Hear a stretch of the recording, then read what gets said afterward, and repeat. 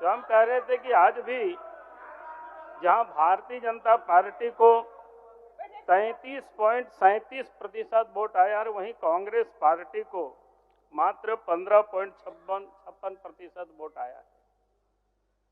मैं इसलिए इस बात का उल्लेख कर रहा था कि जिस प्रकार से जनादेश के बारे में अभी जो चर्चा की है, लगा कि एकदम भारतीय जनता पार्टी या एनडीए गठबंधन वॉश आउट हो गए, तो मुझे लगता है कि इतना इस प्रकार से बोलना, और आज भी लगा जो जिन मुख्यमंत्रियों का नाम लिए, जो कि यह सदन में लोग नहीं है, बाहर है, लेकिन लगता है कि उनका खौफ आज भी सरकार पर साफ साफ दिखाई पड़ रहा है, क्योंकि उनको लगता है कि उन सारे विधायक या मंत्री जो भी चुनाव प्रचार में यहाँ पार्टी की ओर से आए, नेता, उन लोगों से आज भी लग रहा है कि सदन में जो सत्ता पक्ष के लोग हैं वो लोग खौफ में आज भी लोग जी रहे। तभी उनको इतनी प्रमुखता से जो चुनाव प्रचार का काम होता है, हर पॉलिटिकल पार्टी करते, आप भी करते, हम भी करते हैं, सभी दल करते हैं, लेकिन आज जिस प्रकार से खौफ देखा तो वो स्पष्ट है। और एक बात मैं कहूंगा कि अभी इन्होंने एक चर्चा की मणिपुर की, मैं तुरंत इनको याद कराता हूं कि आप झारखंड राज्य में ही आपका पश्चिम सिंहभूम के चाईबासा में गुदड़ी जाने से लोग वहां कतरा रहे हैं। होटल, बाजार, बैंक सब में वहां सन्नाटा छाया हुआ है। पिछले दिनों आप सब ने देखा कि वहां सेंधरा करके लोगों को मारा जा रहा है। ये परिस्थितियां कब पैदा होती है? जब पुलिस अपना काम करना छोड़ देती है। इसलिए मैं सरकार से आग्रह जरूर करूंगा, अध्यक्ष महोदय, कि अगर कानून को अपने हाथ में जनता ले रही है और सेंधरा कर रही है, इसका मतलब झारखंड की पुलिस है बिल्कुल वो कोई काम के नहीं रह गई है। और ये मणिपुर की बात कर रहे हैं, तो मैं तो कहूंगा कि सरकार के मंत्री को उन क्षेत्रों में जाना चाहिए, वहां देखना चाहिए। चाईबासा कोई बहुत दूर नहीं है, गुदड़ी बहुत दूर नहीं, वो इलाका, वहां जाना चाहिए, क्योंकि मणिपुर तो बहुत दूर है। आपको मणिपुर हम नहीं भेजेंगे, लेकिन यहाँ जरूर जाना चाहिए और देखना चाहिए कि वहां की स्थिति क्या है। नहीं, हमने क्या कर रहे, रोज देख रहे हैं, अखबार में छप रहा है, वहां लोग जाने से कतरा रहे हैं, इरफान साहब हो रही है, लोगों को सेंधरा कर रहे हैं। अध्यक्ष महोदय, आप बोलने दीजिए, सीनियर नेता है, बोलने दीजिए। माननीय मंत्री जी बैठिए। तो एक तो मैंने नवीन जी बैठिए। कानून व्यवस्था की स्थिति क्या है उससे साफ दिखता है। दूसरा, इन्होंने जिस बात को बड़ी प्रमुखता से माननीय सदस्य जी ने उठाया, हिंदू मुसलमान की, मैं हिंदू मुसलमान की यहां बात नहीं कर रहा हूं। मैं कह रहा हूं कि डेमोग्राफी झारखंड में जिस प्रकार से बदला है वो सबके लिए चिंता का विषय है, और उसमें से सबसे अधिक अगर कोई प्रभावित होंगे सीधा पहला, तो वह आदिवासी समाज के लोग होंगे। झारखंड हो और उसे सबसे अधिक संथाल परगना प्रभावित है। अगर मैं डेमोग्राफी का एक छोटी सी आंकड़ा मैं कहूं तो 1951 में जहां 35% एसटी थे, 35% से अधिक थे, वहीं पर 2011 में मात्र 26% है झारखंड में। आखिर हमारी आबादी कहां कम हुई?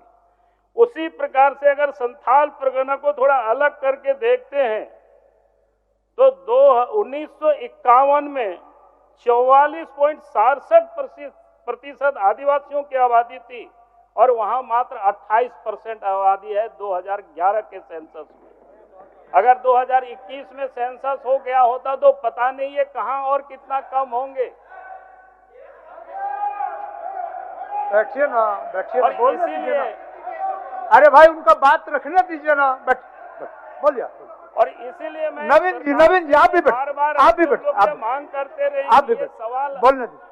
इधर का उधर का नहीं है, सवाल झारखंड का है, झारखंड के आदिवासियों के अस्तित्व का सवाल है। अगर इतनी बड़ी संख्या किसी की कम हो जाए तो आखिर क्यों कम हुई है?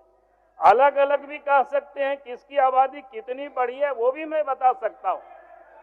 तो ये हमें इस बात की चिंता करनी चाहिए सरकार को, और इसीलिए हमने कहा कि सरकार अगर ये कह रही है कि राज्य सरकार कुछ नहीं कर सकती है, तो फिर आप राज्य सरकार, आप भारत सरकार को भेज दीजिए। हम झारखंड में सरकार से आग्रह करके एनआरसी करा दिया जाए, ताकि ये पता चलेगा कि कौन कहां से आए हैं, कब आए हैं, कैसे आए हैं और कैसे कौन बसे हुए हैं, ताकि आदिवासियों भी कैसे कम हुई है जनसंख्या, इसके बारे में हमें ये पता होनी चाहिए, क्योंकि हमारे राज्य की यह सुरक्षा का मामला है। अध्यक्ष महोदय, मैं आगे और विषय की अभी आप ही राज्यपाल के अभिभाषण में कई एक विषय आए, जिसमें उन्होंने एक तो बहाली की अभी चर्चाएं हुई, लेकिन मैं इतना कहूंगा कि उस बहाली की चर्चा से लगता तो बहुत प्रसन्नता होती है कि हाँ इतनी लोगों की बहाली हो जाएगी, लगभग 97 लाख है, 97,000 ऐसा कुछ, लगभग 1 लाख की संख्या है।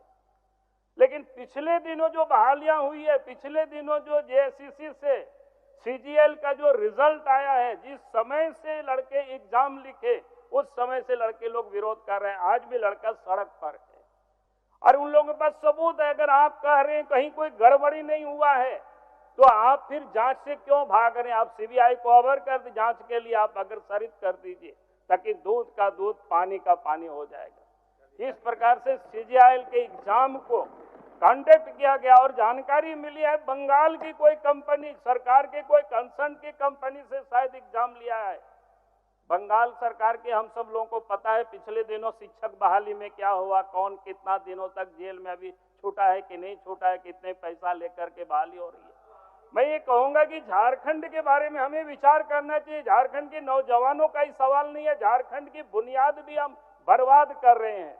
और इसीलिए हम सरकार से ये कहेंगे कि भाई हम जब इस प्रकार के एग्जाम होते हैं, लड़का को ये जो भरोसा होनी चाहिए, लेकिन आप भरोसा कहाँ दिला पा रहे हैं। इसलिए मैंने ये कहा ये बड़ा गंभीर मामला है अध्यक्ष महोदय, ये कोई छोटा मोटा मामला नहीं है। आप इस मामला को यूं ही आप नहीं छोड़ सकते हैं। उसके साथ साथ आपने कहा कि हमने चुनाव में, ये तो एक दस्तावेज वही है कि जो चुनाव में घोषणा हुआ था उसी को आपने राज्यपाल महोदय से पढ़वा दिया, लेकिन उसमें भी अभी से आपने काटना शुरू कर दिया है। आप देखिए अखबारों में क्या आ रहा है। आपने घोषणा पत्र में कहा था कि 3200 रुपया प्रति क्विंटल धान की हम खरीदारी करेंगे, लेकिन अब जो अखबारों में आया सरकार निर्णय लिया है 2400 रुपया में ही धान की खरीदारी करेंगे, यानी आप कितना 800 रुपया तो आपने यही कटिंग कर दिया। आप उस समय क्या बोले, पैसा कब मिलेगा? अभी भी आप खरीदारी कब करेंगे? 15 दिसंबर से, और 15 दिसंबर से पहले धान की कटाई कुटाई हो रही है, लोग बेच भी रहे हैं 1800-1900 रुपया में बाहर के बाजारों में। किसका काम है देखने का? तो इसलिए सरकार लंबी लंबी बातें करती है, लेकिन काम क्या कर रही है, हमें इस बात को ध्यान में रखना चाहिए।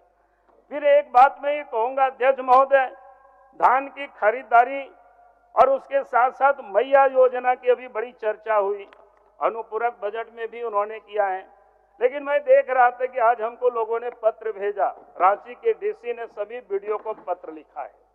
उस पत्र का बाकी कंटेंट का कोई मतलब नहीं है, लेकिन लास्ट में एक कह रहे कि आयोग लाभुकों को चिन्हित कर विलोपन किया जाता है एवं सम्मान राशि वसूली की कार्रवाई की जानी है। अब मेरा कहना है कि आपने जिन लोगों को पहले मैया योजना के तहत पैसा दिया, किस आधार पर उनको स्वीकृत करके दिया, और आज आपके डीसी पत्र लिख रहे हैं वीडियो लोगों को, उसको पहचानिए और उनसे पैसा वसूल करिए। तो आखिर जिन लोगों ने ये गलत काम किया उनके ऊपर आप क्या कार्रवाई करेंगे? ये तो आपको करना ही पड़ेगा। अगर आप ये कार्रवाई नहीं करते हैं तो मैं आपको वादा करता हूं एक भी लोगों से पैसा वसूल नहीं कर पाएंगे और न वसूल करने दिया जाएगा।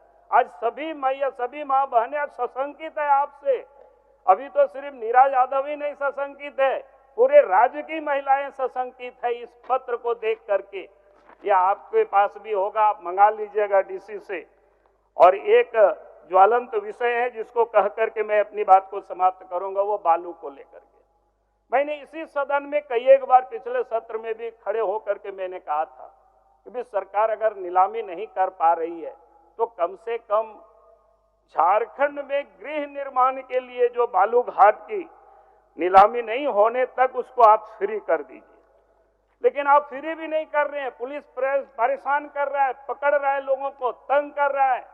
आज भी मैं सरकार से निवेदन कर रहा हूं और मुझे उम्मीद है जब मुख्यमंत्री अपने उत्तर देंगे तो उस समय उनको राज्य की जनता को आश्वस्त करना चाहिए किस प्रकार से बालू घाट लूटा जा रहा है। आपने अभी आवास की भी बात की, आबोआ आवास, प्रधानमंत्री आवास बनते हैं, उनको भी बालू नहीं मिलता है। हमने एक बार जो उसके पता लगाए तो अब हम 2 लाख रुपया देते हैं, लेकिन उनको घर बनाने में 2 लाख से अधिक रुपया पड़ता है, 2.5 लाख रुपया करीब पड़ता है, और उसमें भी बालू में उनको 30,000 रुपया से अधिक पैसा लग रहा है। और इसलिए मैं कहूंगा कि कुछ नदी तो ऐसा है, हम जहां से आते हैं वहां सकरी नदी है, मायका का डस्ट है, वहां की बालू कहीं बिकता भी नहीं है, लेकिन वहां भी पुलिस वाले, वहां भी अंचल के लोग सब दौड़ करके पकड़ते हैं, केस करते हैं, रोज टेलीफोन करते हैं।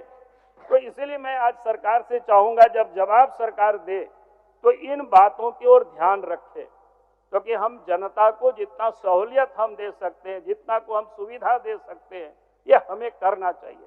बाकी विषय पर मैं इतना ही कह करके अपनी बातों को समाप्त करता हूं और आपको बहुत बहुत धन्यवाद।